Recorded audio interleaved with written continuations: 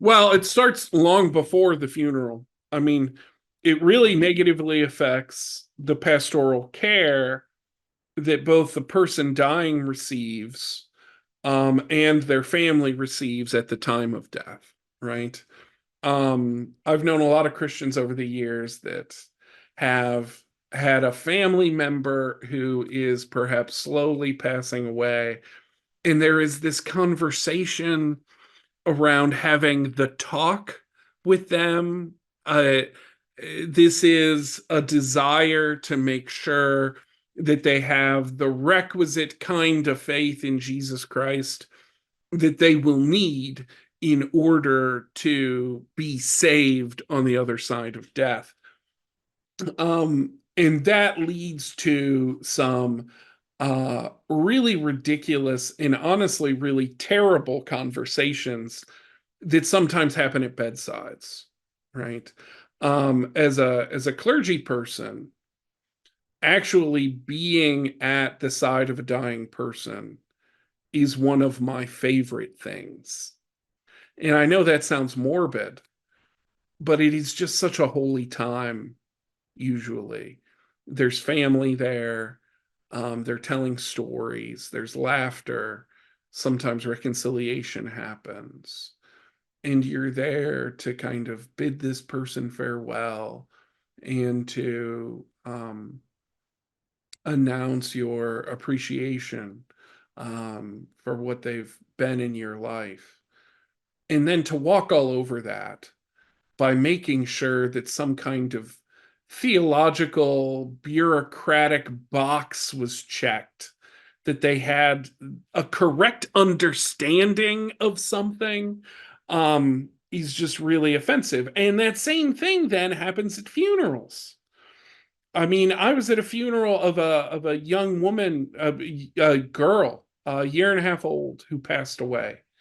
Worst funeral I had ever been to. Um, there was a terrible accident. She died. And the preacher took the funeral as an opportunity to tell us why we need saving grace in Jesus Christ in our life.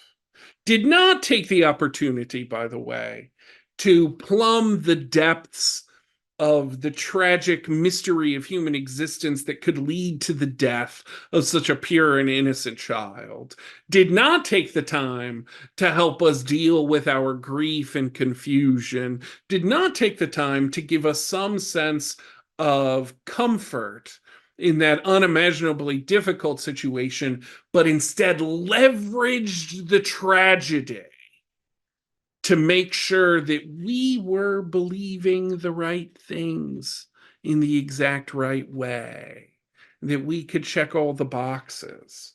Um, that's a terrible way to mark the passing of someone because it has nothing to do with the person themselves. It has nothing to do with the gifts that God was giving to us through that person, and it has nothing to do with the hope that Jesus Christ has already declared over their life. It's just incredibly offensive. So my thing is that when someone dies, for those pastors out there that feel like universalism is an important part of the gospel, my advice to them at time of death to freely and openly proclaim the grace of God. No matter who it was who had died, no matter what they believed, no matter what kind of life they lived, that is our opportunity to proclaim forgiveness and reconciliation. And that's a much better way to use that time rather than to try to scoop up a couple more souls into the boat.